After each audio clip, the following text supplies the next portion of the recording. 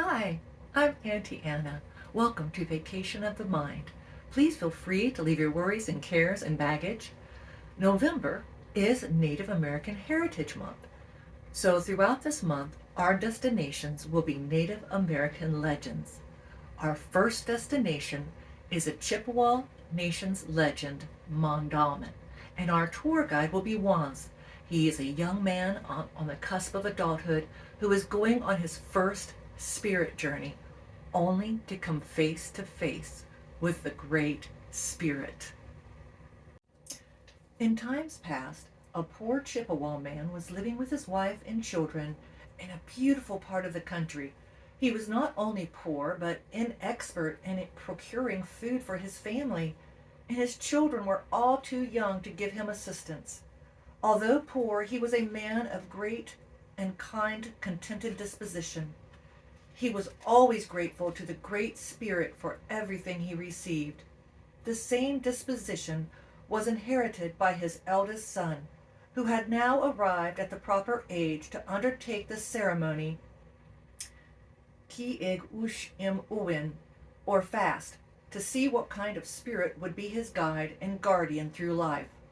Wanz, for this was his name, had been an obedient boy from his infancy, and was of a pensive, thoughtful, and mild disposition, so that he was beloved by the whole family. As soon as the first indications of spring appeared, they built the customary little lodge at a retired spot some distance from their own, where he would not be disturbed during his solemn rite. In the meantime, he prepared himself and immediately went into it and commenced his fast.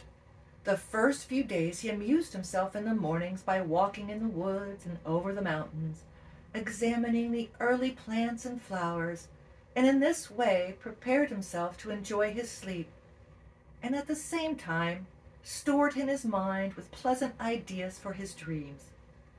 While he rambled through the woods, he felt a strong desire to know how the plants, herbs, and berries grew without any aid from man, and why it was that some species were good to eat and others possessed medicinal or poisonous juices. He recalled these thoughts to mind after he had become too languid to walk about and had confined himself strictly to the lodge. He wished he could dream of something that would prove of benefit to his father and his family and to all others. True, he thought, the Great Spirit made all things, and it is to him that we owe our lives. But could he not make it easier for us to get our food, other than by hunting animals and taking fish? I must try to find out this in my visions. On the third day he became weak and faint and kept his bed. He fancied thus lying that he saw a handsome young man coming down from the sky and advancing towards him. He was richly and gaily dressed, having on a great many garments of green and yellow colors, but differing in their deeper or lighter shades. He had a plume of waving feathers on his head, and all his motions were graceful. I am sent to you, my friend, said the celestial visitor, by the Great Spirit, who made all things in the sky and on the earth. He has seen and knows your motives in fasting. He sees that it is from a kind and benevolent wish to do good to your people and to procure a benefit for them, and that you do not seek for strength in war, nor praise of warriors. I am sent to instruct you and show you how you can do your kindred good. He then told the young man to arise and prepare to wrestle him, as it was only by this means that he could hope to succeed in his wishes. Wanz knew he was too weak from fasting, but he felt his courage rising in his heart and immediately got up, determined to die rather than fail. He commenced the trial, and after a protracted effort was almost exhausted when the beautiful stranger said, "My friend, it is enough for once. I will come again to try you, and smiling on him, he ascended in the air to the same direction from whence he came.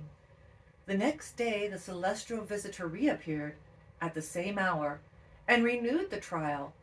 Once felt that his strength was even less than the day before, but the courage of his mind seemed to increase in proportion as his body became weaker. Seeing this, the stranger spoke to him again in the same words he used before, adding, "Tomorrow will be your last trial. Be strong, my friend, for this is the only way you can overcome me and obtain the boon you seek." On the third day, he again appeared at the same time and renewed the struggle. The poor youth was very faint in body, but grew stronger in mind at every contest, and was determined to prevail or perish in the attempt. He exerted his utmost powers, and after the contest had been continued the usual time, the stranger ceased his efforts and declared himself conquered. For the first time he entered the lodge, and sitting down beside the youth, he began to deliver his instructions to him, telling him in what manner he should proceed to take advantage of his victory. "You have won your desires in the Great Spirit," said the stranger. "You have wrestled manfully. Tomorrow will be the 7th day of your fasting. Your father will give you food to strengthen you, and as it is the last day of the trial, you will prevail. I know this, and now tell you what you must do to benefit your family and your tribe. Tomorrow," he repeated, "I shall meet you and wrestle you for the last time, and as soon as you have prevailed against me, you will strip off my garments and throw me down, clean the earth of roots and weeds, make it soft, and bury me in the spot.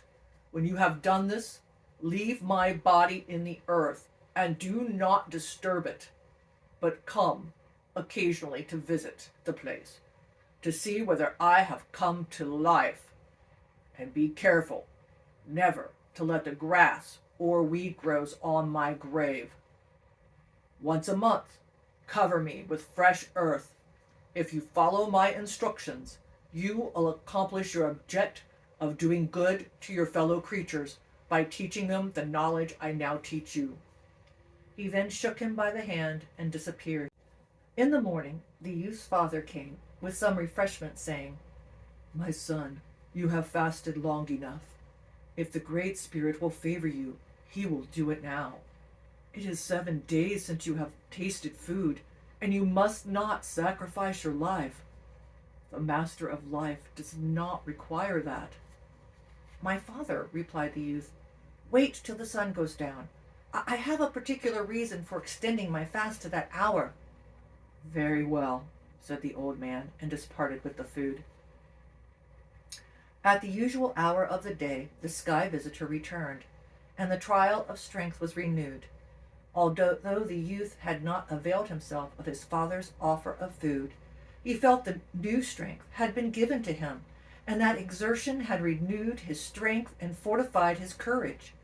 He grasped his angelic antagonist with supernatural strength and threw him down, took from him his beautiful garments and plume, and finding him dead, immediately buried him on the spot, taking all the precautions he had been told of, and being very confident at the same time that his friend would have come back to life. He then returned to his father's lodge and partook sparingly of the meal that had been prepared for him, but he never for a moment forgot the grave of his friend. He carefully visited it throughout the spring and weeded out the grass, and kept the ground in soft and pliant state. Very soon he saw the tops of the green plumes coming through the ground, and more careful he was to obey his instructions, and keeping the ground in order, the faster they grew. He was, however, careful to conceal the exploit from his father. Days and weeks had passed in this way. The summer was now drawing towards a close, when one day, after a long absence in hunting, Winds invited his father to follow him to the quiet and lonesome spot of his former fast. The lodge had been removed and the weeds kept from growing on the circle where it stood, but in its place stood a tall and graceful plant with bright colored silken hair surmounted with nodding plumes and stately leaves and golden clusters on each side. "It is my friend," shouted the lad. "It is the friend of all mankind. It is Mondamin. We need no longer rely on hunting alone, for as long as this gift is cherished and taken care of, the ground itself will give us a living." He then pulled an ear. "See, my father," said he, "this is what I fasted for. The Great Spirit has listened to my voice and sent us something new, and henceforth our people will not alone depend on the chase or upon the waters." He then communicated to his father the instructions given to him by the stranger. He told him that the broad husks must be torn away, as he had pulled off the garments in his wrestling, and having done this, directed him how the ear must be held before the fire till the outer skin became brown, while all the milk was retained in the grain. The whole family then united in a feast on the newly grown ears, expressing gratitude to the merciful spirit who gave it. So Mondamin, which is Chippewa for corn, came into the world and has ever since been preserved. Fellow travelers, we have reached the end of our journey. If you have any thoughts about this legend, please feel free to drop me a comment. And if you've enjoyed this journey, please like, share, or follow. Thank you.